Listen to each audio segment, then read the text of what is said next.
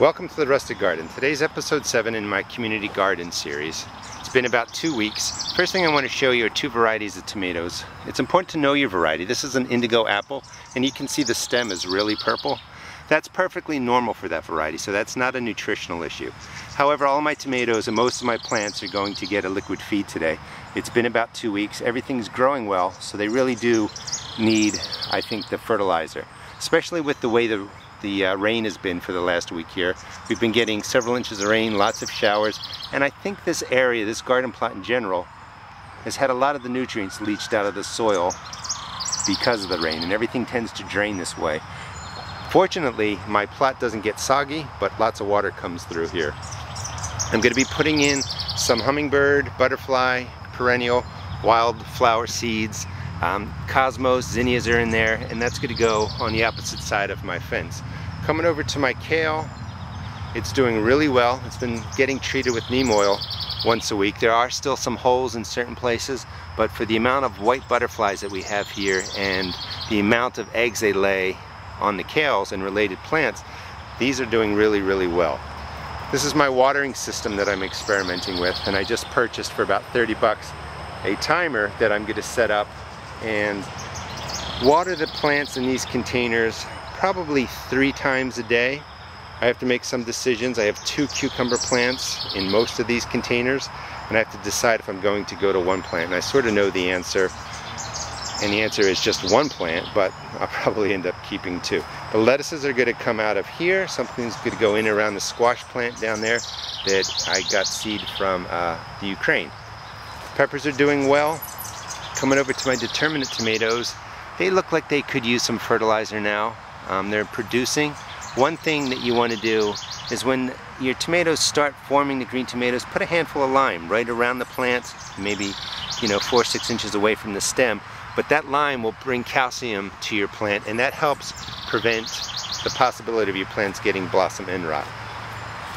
The determinate tomatoes all set flowers pretty much all at once over a week's period, and then the fruit matures over a couple-week period. Once the fruit matures, the tomatoes plants actually die out. That's why they're called determinate varieties. They get to a set height, set their fruit, you pick the fruit, the plant dies off. So these will get replaced. The peppers are doing really well. They're going to get staked up. You can see that butterfly, that white butterfly flying around is what lays the eggs of that green worm that chews holes in all of your kales and lettuces, broccoli, cauliflower. So I'm going to stake up the plants, take care of some of the growth of everything. Oh, I want to show you one more thing.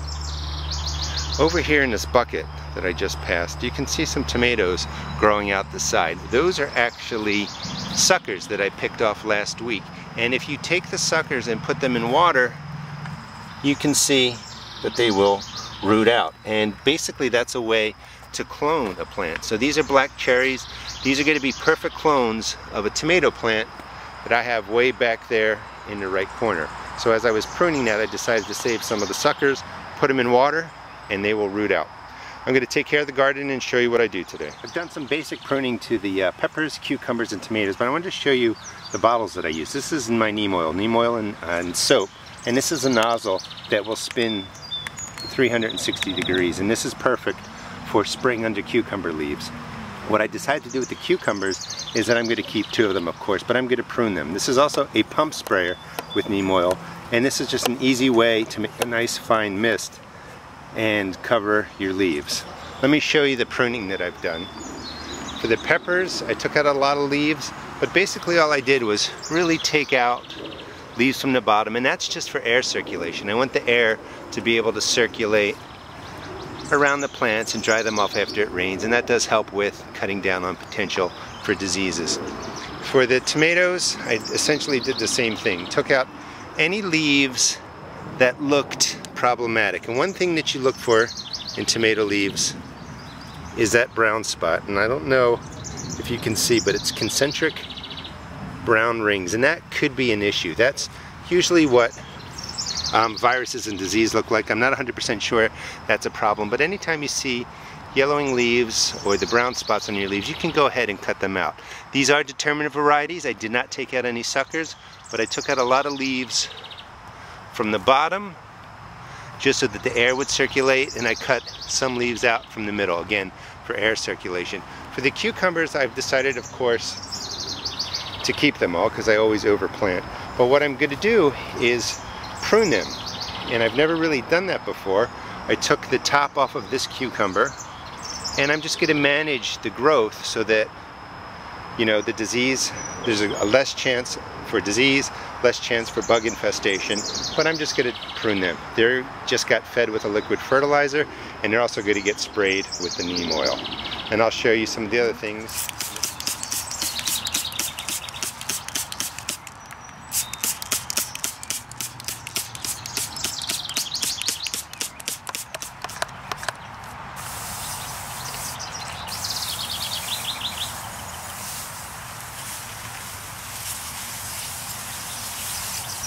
Alright, I finished up the work for today. I want to show you what a side dress looks like of the lime, just to give you a visual.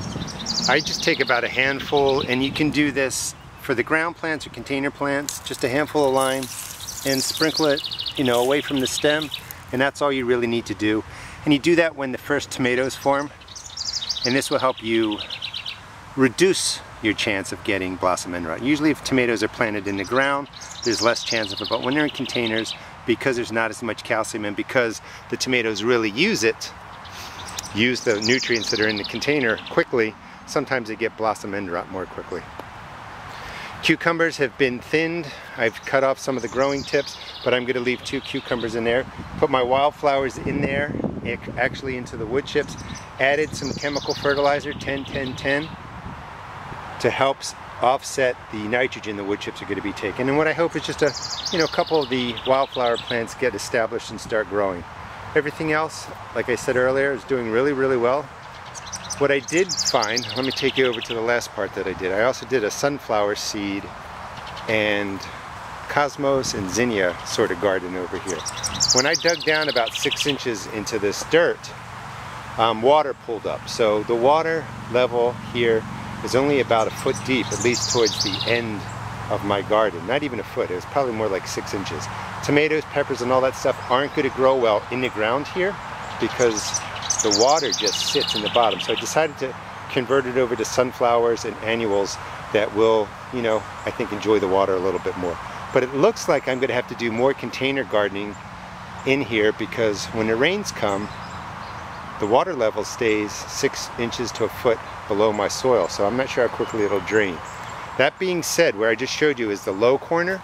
Over here, tomato plants are doing fine. So being the first year, I'm kind of learning what nutrients my garden needs, how the water really flows through the garden. But so far, so good. Hope you enjoyed the video. Please check out my blog at www.therusticgarden.blogspot.com and also check out my YouTube videos. Thanks.